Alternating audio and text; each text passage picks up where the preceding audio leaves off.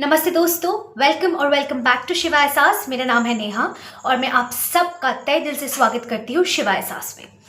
दोस्तों, आज की जो वीडियो है ये वीडियो मेरी एक बहुत रिसेंट लर्निंग्स कह सकते हो जो मैंने सीखा, और मैं इस चैनल पे ना वही बताती हूँ जो मैं सीखती हूँ, या फिर मेरे जो लर्निंग्स होते हैं, मेरे जो एक्सपीरियंसेस होते हैं, मैं वही शेयर करती हूँ। यूजुअली ऐसा नहीं होता है कि मैंने कुछ बुक में पढ़ लिया और मैं वो शेयर कर रही हूँ, ऐसा बहुत कम होता है, इनफैक्ट ना के बराबर होता है। तो I usually try to share my learnings and experiences. तो ये जो एक्सपीरियंस है ना, ये मेरा हाल ही में हुआ है, and this experience is the power of forgiveness. बचपन से तो हम सुनते आ रहे हैं कि माफ़ करना सीखो, फॉरगिव करना सीखो, forgiveness is very powerful. Grudges hold करके रखना, किसी के लिए गुस्सा होल्ड करके रखना, ग्रजेस होल्ड करके रखना, इट्स वेरी आसान है ना। कि किसी ने आपके साथ बहुत बुरा किया और आप उसको माफ़ नहीं कर रहे हो, ज़िंदगी भर उसके प्रति एक नेगेटिव इंप्रेशन बना के रख रहे हो, ये बहुत आसान होता है। लेकिन फॉरगिवनेस इतना इम्पोर्टेंट क्यों होता है? देर आर सम रीजन्स कि फॉरगिवनेस क्यों इम्पोर्टेंट होता है। फर्स्ट रीज़न है कि जब आप किसी के लिए बहुत ज़्यादा ग्रजेस मन में होल्ड करते हो ना, तो उसको कुछ हो ना हो, आप अपने अंदर ना एक नेगेटिव एनर्जी को पाइल अप कर रहे हो। जब हम लोग गैस पे एक पानी चढ़ाते हैं और गैस को ऑन कर देते हैं, पानी अचानक से तो गर्म नहीं हो जाता ना, पानी धीरे धीरे धीरे धीरे धीरे धीरे करके टेम्परेचर हाई होते होते पानी बॉयल होता है। सिमिलरली जब आप मन में किसी के लिए नफरत या फिर गुस्सा पाल के रख रहे हो ना, नफरत या फिर गुस्सा क्या है? नेगेटिव एनर्जी है, नेगेटिविटी है। आप क्या कर रहे हो? आपके अंदर किसी और की वजह से आप धीरे धीरे धीरे धीरे धीरे धीरे ना, आप अपने आप को उस गैस पे चढ़ा के रखे हो, और उस गैस का टेम्परेचर यानी कि आपका वो नेगेटिविटी धीरे धीरे धीरे धीरे आप में बढ़ रहा होता है। और वो नेगेटिविटी का पाइलअप इतना ज़्यादा हो जाता है ना कि आप देखोगे जब आप ख़राब मूड में होते हो, या फिर बहुत ज़्यादा ग्रजेस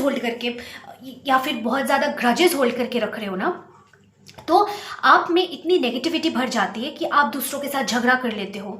आप बहुत खिट खिट करने लगते हो, हर बात पे चिल्ला देना, गुस्सा दिखा देना, खिट खिट करना, ऐसा आपका नेचर हो जाता है। क्यों?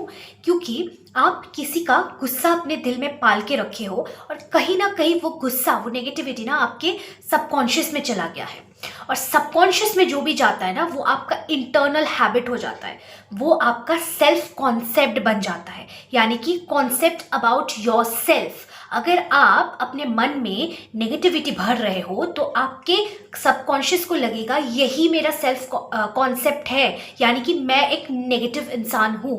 उस ग्रजेस की वजह से आप एक नेगेटिव इंसान बन जाते हो कहीं ना कहीं। ठीक है, दिस इज़ वेरी साइंटिफिक। इसीलिए कहा जाता है ना कि क्या दूसरे आपके साथ कर रहे हैं उसको छोड़ो, फर्स्ट ऑफ ऑल आप ये कंसिडर करो कि आप खुद को कितना प्यार करते हो कि आप किसी और को फॉरगिव कर सकते हो। खुद को प्यार करना मतलब किसी और के लिए खुद का सेल्फ कॉन्सेप्ट नेगेटिव मत बनाओ। खुद का इंटरनल जो हैबिट है, खुद का इंटरनल जो वाइब है, उसको नेगेटिविटी में पाइल अप मत करो। इसीलिए कहा जाता है कि love yourself enough to be able to forgive others.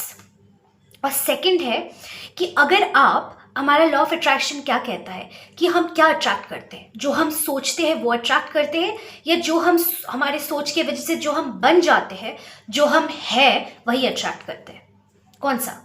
Second वाला, राइट? कि हम जो रिपीटेडली सोचते रहते हैं, उस रिपीटेड थॉट की वजह से वो चीज़ हमारे सबकॉन्शियस में इनग्रेन हो जाता है, और वही चीज़ हम बन जाते हैं, और जो हम बनते हैं उसी के अकॉर्डिंग हम अट्रैक्ट करते हैं।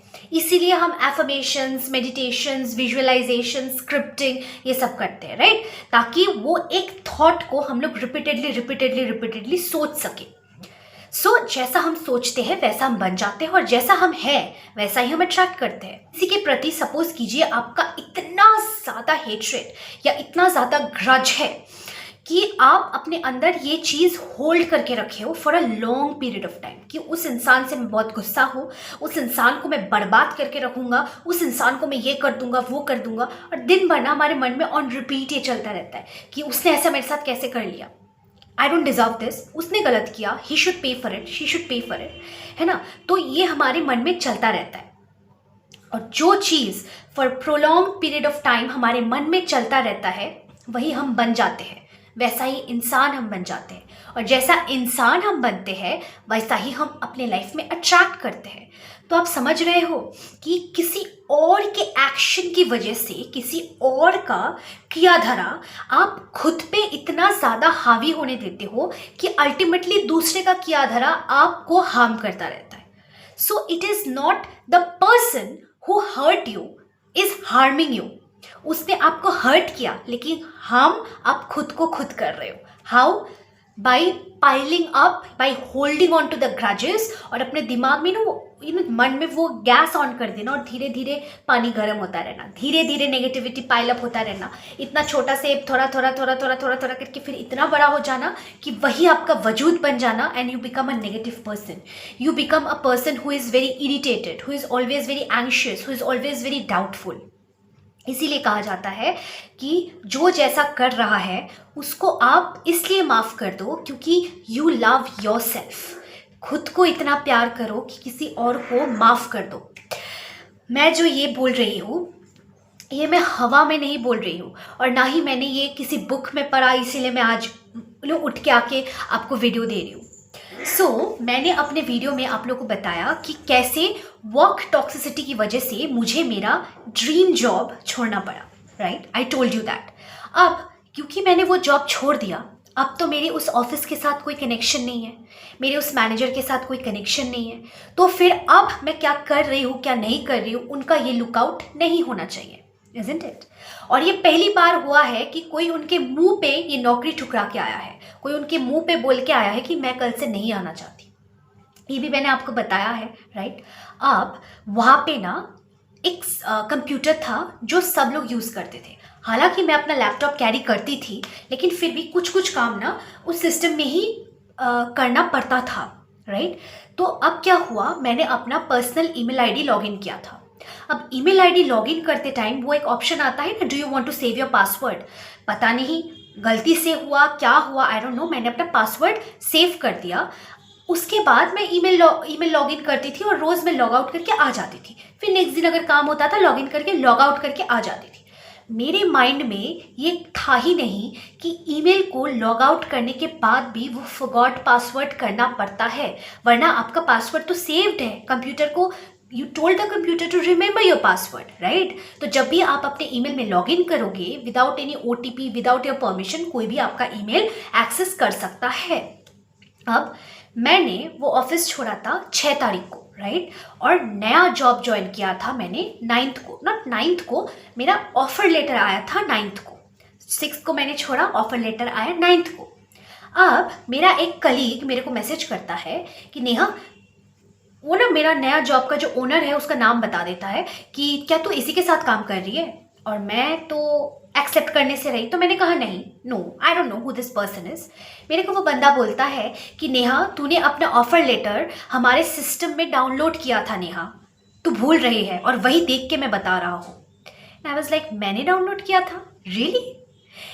तो मतलब कि मैं 6 तारीख को लास्ट गई और ऑफर लेटर आया 9 तारीख को, तो इस बीच में मेरा ईमेल कोई तो एक्सेस कर रहा था।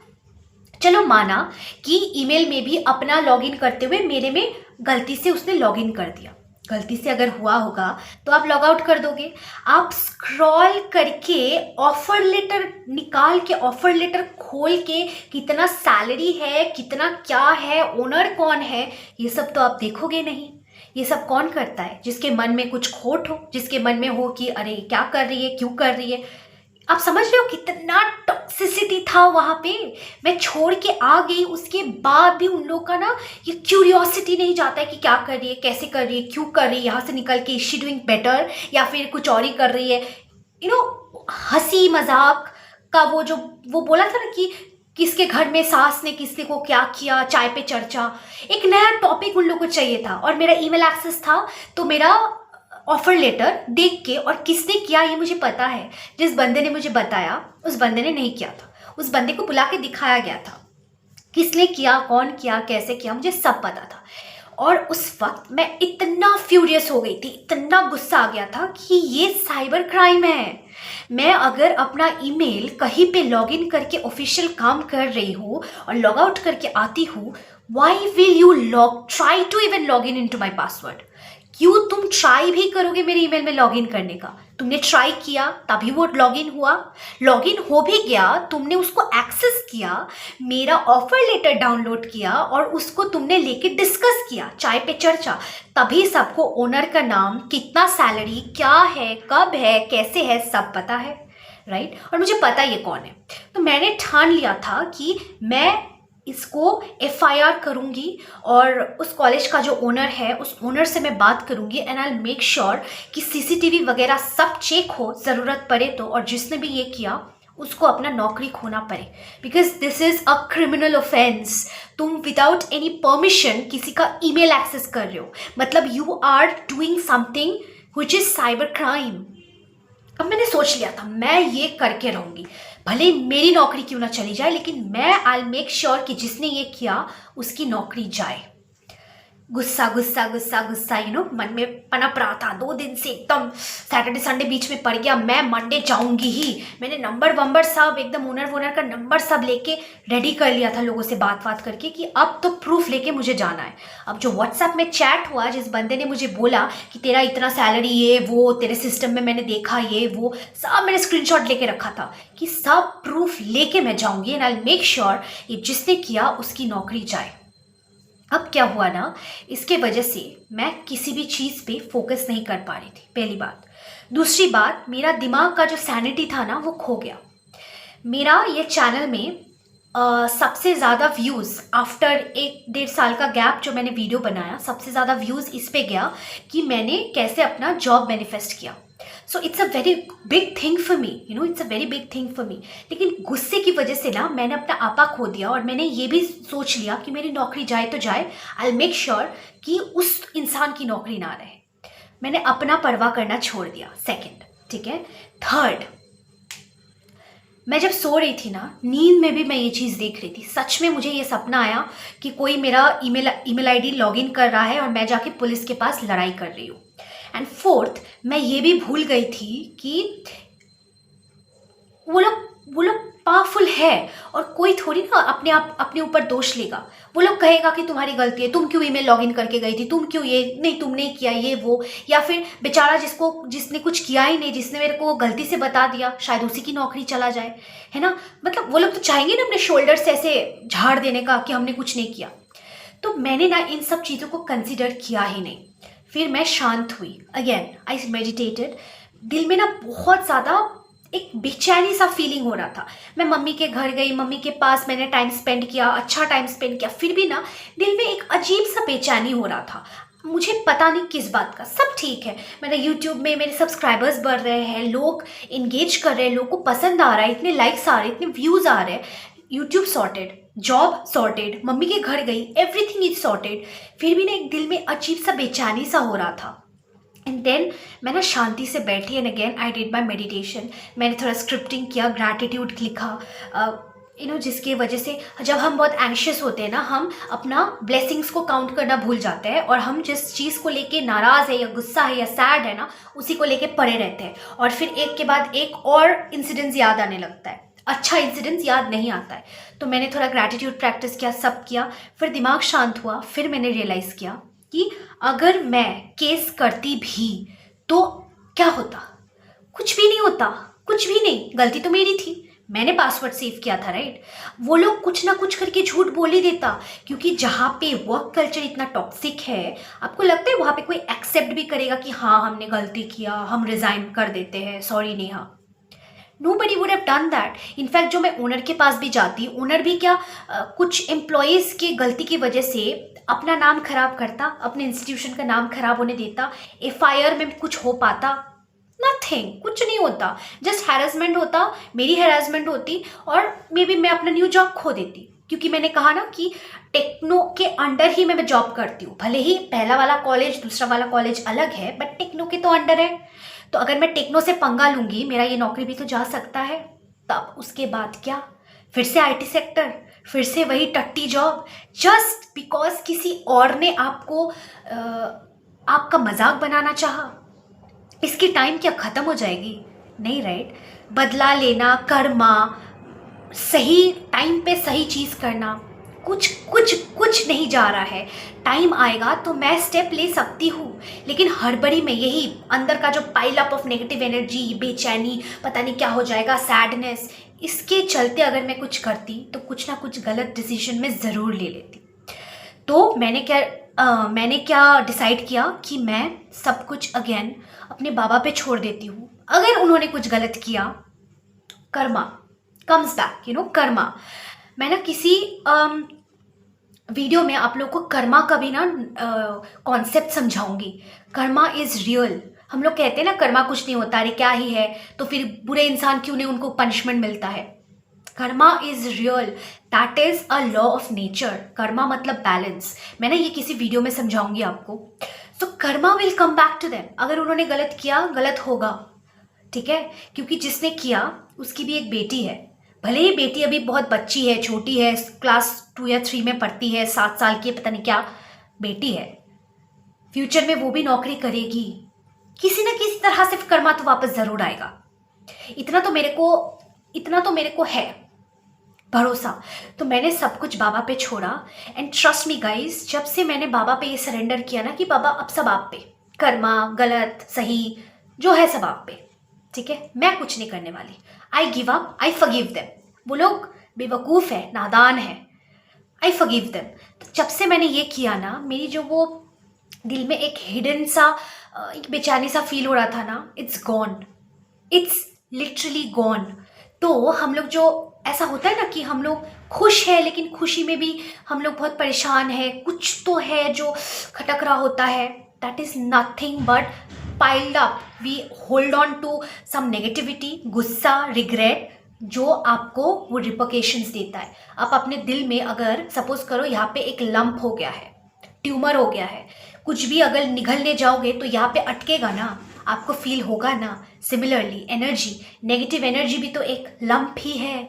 अगर आप उसको होल्ड ऑन कर रहे हो तो आपको फील तो होगा ना, बेचैनी तो होगी ना, एक अनईजीनेस फील तो होगा ना। और जब से मैंने इस चीज़ को लेट गो कर दिया, इस चीज़ को लेके बाबा के चरणों में रख दिया, बाबा अब सब आप जानो, तब से मेरा ये बेचैनी, ये कुछ तो अजीब सा सब चला गया। And I am free and I am literally feeling good now. And literally मेरे को ये लग रहा है क्या ही बिगड़ा है। कोई बात नहीं, देख लिया, ये तो और अच्छी बात है, क्योंकि यहाँ पे सैलरी वहाँ से ज़्यादा है, मैं फिर भी पढ़ा रही हूँ, वो लोग तो और जल रहे हैं, वो लोग तो और और मुझे अच्छा लग रहा है यार। फाइन, देख लिया, कोई बात नहीं, क्राइम है, बाबा देख लेंगे। मे बी जब टाइम आएगा मैं ही कुछ करूँ, लेकिन शायद ये सही टाइम नहीं है। और किसी और के एक्शन की वजह से मैं होल्ड ऑन करके रखूँ और मैं बेचैन फील करूँ और रात को मेरे को ये सब गंदे सपने आए, आई डोंट डिजर्व दिस। मैंने ये सब डिजर्व करने लायक कुछ नहीं किया।